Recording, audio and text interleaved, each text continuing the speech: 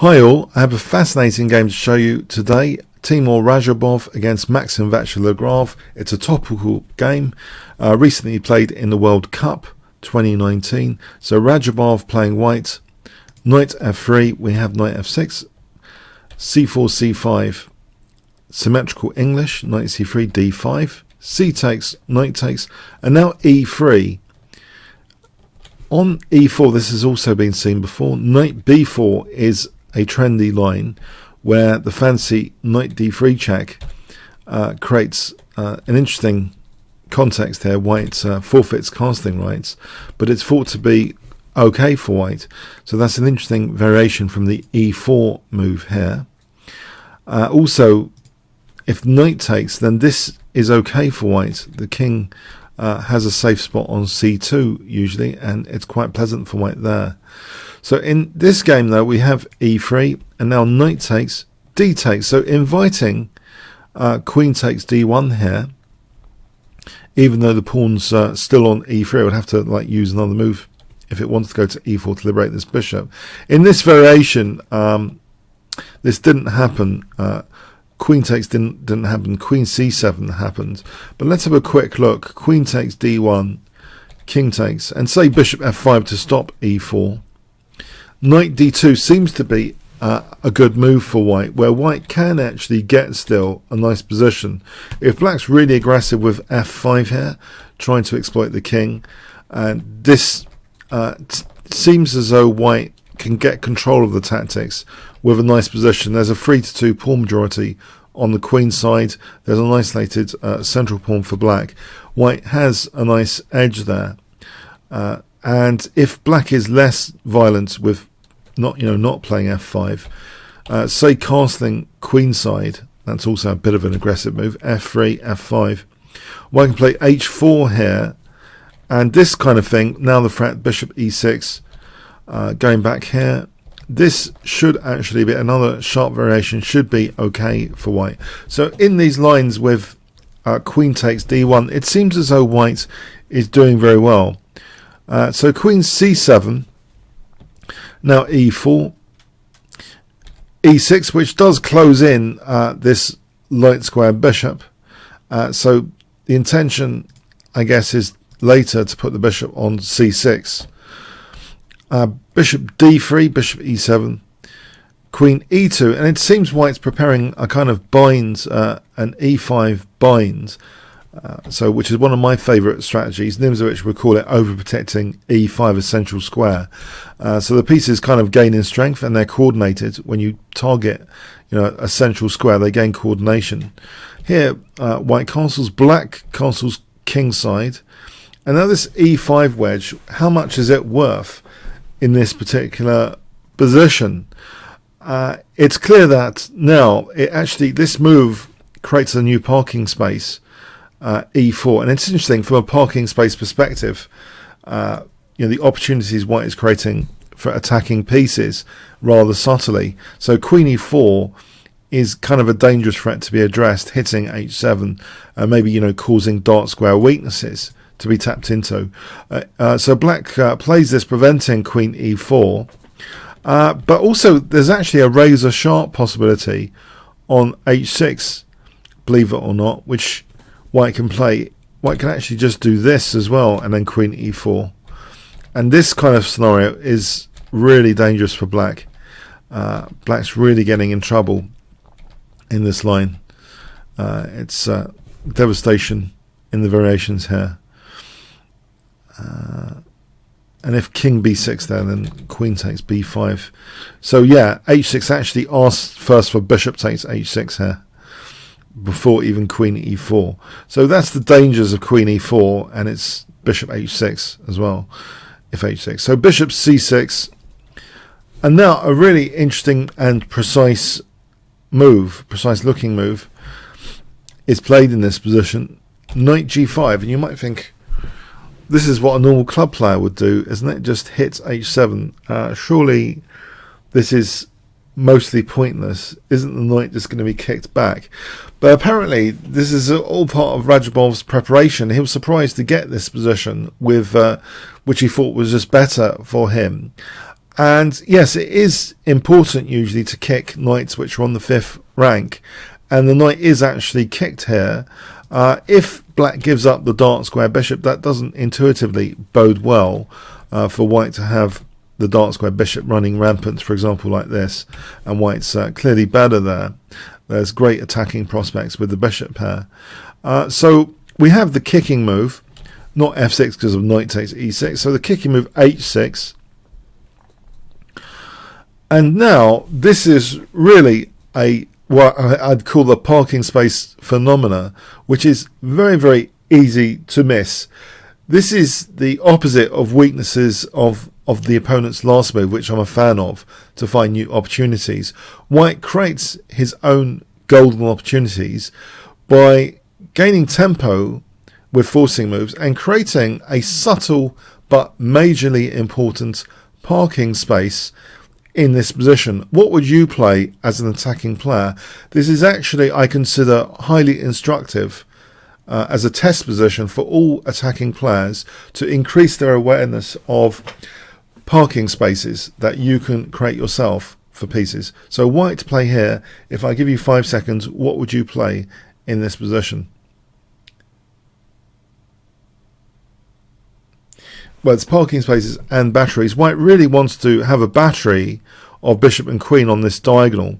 Batteries create the nice common squares that they can, if the queen was here and the bishop was here, then we'd have all these common squares.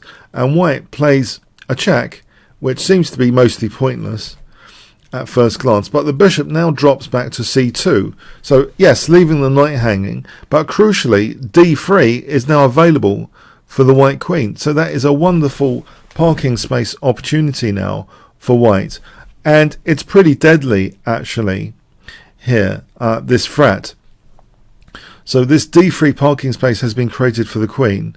If hg, in fact the queen doesn't go to d3, that h-file can now be tapped into with queen h5, and thanks very much, checkmate. And here, if king g8, then indeed we can use the parking space newly created with queen d3, and if hg, then there's queen h7, and if g6, in fact the most accurate, not knight e6 but knight f7, knight takes f7, undermining that pawn chain. And this is really powerful for white, the attack here. For example, in this position, white's able to potentially lift the rook, to g3, and this scenario, pinning the rook there, and nice pawn there, and this is just devastation. The king is mightily exposed here, and if that's the best move for black, then that's it for black. For example, the black king could get mated like this. So the black king getting heavily exposed is basically the outcome here on hg. It's just, it ruins black's position. Sorry, allowing queen d3 just ruins black's position because of knight takes f7. So king j is unpalatable there, and so is hg. And so black plays in this position c4, taking away d3, that parking space. However, okay, complicated position. This pawn is actually just ignored. White just plays rook e1, knowing that the pawn can't really take because of queen h5, and the same with the bishop, just taking queen h5 after. So we have queen d8, and this is a nifty move in its own right, the queen just stepping back subtly, so increasing, renewing the threat of bishop takes g5 now. And also it gives black the new opportunity, queen d5, to hit g2, but this is like precision clockwork from white, because now knight f4 centralizes the knight and happens to protect g2. This may have all been part of opening preparation. It's rather spectacular how white is making this look at the moment for the attacking player. So queen c5, we have now bishop b1, and yes, can you guess what parking space has been subtly created here with bishop b1? White again on the attack with this move. White has created c2 again for this lethal battery potentially for the queen to go into the h7. Black plays bishop g5 here. As an example, if knight d7 queen c2, g6. Then here, nudging the queen is best first to avoid the queen looking at f2, because knight g6 is needed without this cooperation on f2. So say queen takes e5, then bishop d4 is winning that queen, pinning the queen. And here, if the queen goes to b5, now we see the devastation of this battery without any backfire on f2. And this is just absolutely crushing this kind of attack.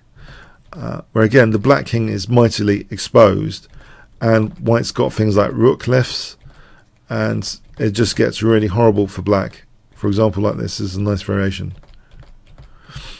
So yeah, horrible things happen with knight d7. So bishop g5 was tried, and in fact here not queen c2 but actually knight takes e6 was played. It's an interesting position. There are actually various ways for white to gain increase the advantage here. Queen c2 actually is okay as well, with the idea of b4 first, and then this opens up bishop a3 as a possibility. So for example like this, and white has subtle attacking moves here with a big advantage that protects the knight, but yeah, white's just better here. But even stronger, b4 might be the strongest in this scenario, where that battery is renewed now if takes, threatening mate. And here the attack is really kind of rampant, and white can get back material with advantage. So yeah, there's interesting opportunities as well as knight takes e6 as played. A rich position for the attacking player. F takes, bishop takes. So can't take back here because of queen h5 and queen h7. So queen d5 threatening mate again. Queen g4. And we have, I mean, there was also the possibility of f4, which might leave white with a significant advantage as well. It's a pleasant enough position for white there as well. Queen g4, knight d7. We have bishop e4, and now knight takes e5. Clearly, queen takes e5, goes into a discovered attack on the queen. Bishop takes c6. That's no good for black.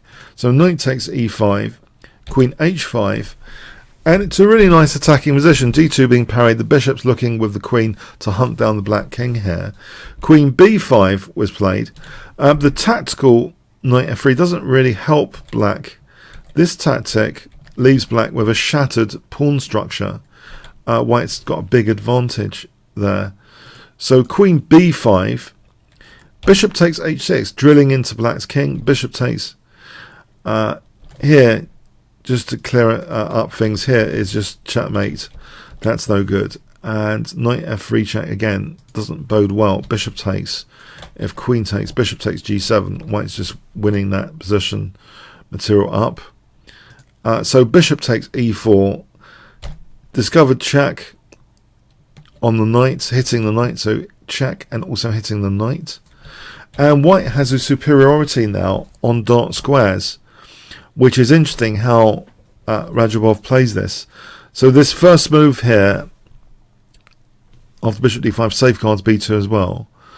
So we have rook f5, queen e3, and you'll note Radjabov is now playing a lot of moves on dark squares where he's really stronger with that dark square bishop. We see queen e8, f3, blunting the light square bishop. Queen g6, and now this is a really great positional move. I wonder if you can guess it.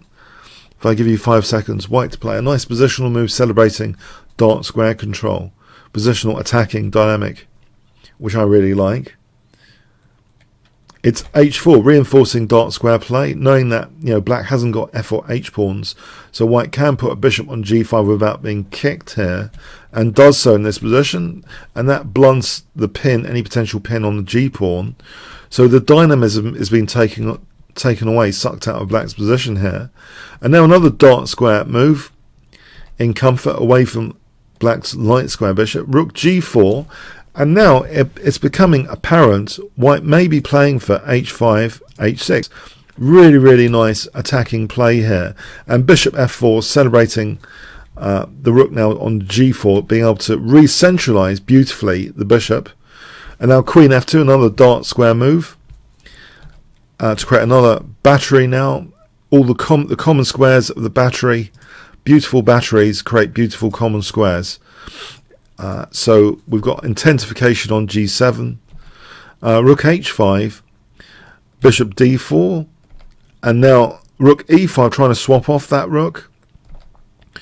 Rook g5, h5 threatening h6. The pressure is really mounting here. One pair of rooks swapped off. Queen g4, parking space g5 there for white. Now rook f5 is a blunder in a very bad position. If a5, then h6 is extremely destructive here. For example, with rook h5, yes, another parking space given. Rook h5 is subtleties of every move on the chessboard, really. So that rook h5 is key here after hg. This is really destructive. And if rook f6, rook g5, yes, it's just going to be a nightmare. Exchange down, so that's easily winning for white as well. So yeah, this is a desperate move, but white's really just building up here with h6 and rook h5 if left unattended. So yeah, this is can you see what white plays now after rook f5? If I give you 5 seconds, pause video.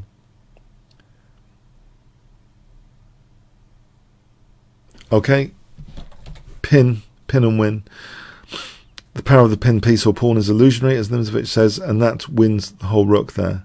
So yes, if in this position, if say a5, well, as mentioned, h6 and rook h5 as mentioned. So it was a blunder in a difficult position. So after queen takes f5, Maxime-Vachier-Lagrave had to resign. So Radjabov, with this win, qualified for the next candidates tournament in this classical phase of the World Cup semi-finals. And so congratulations to Radjabov, and I really admire the attacking possibilities that he showed up in this variation. And also it seems as though the modest e3, as if white's not gonna have to waste time with e4 later, seems perfectly justified once that e5 pawn was established. The attacking potential, phenomenal, displayed here. Great preparation, great imagination, creativity. A fantastic player to watch. Okay, I hope you enjoyed this video. If you did, please come and play me and other YouTubers. You can follow that bit.ly link there on the left. So I'll be able to invite you for a game if you follow that registration link there. And also Leela videos for neural networks. Leela didn't qualify in TSEC this year, but I might be doing some other AI games soon. That's also a pet interest of mine, but I thought, yeah, a topical game today. I hope you enjoyed it. A lot of instructive attacking chess in this one, I thought had to be covered. Must see. Okay, thanks very much.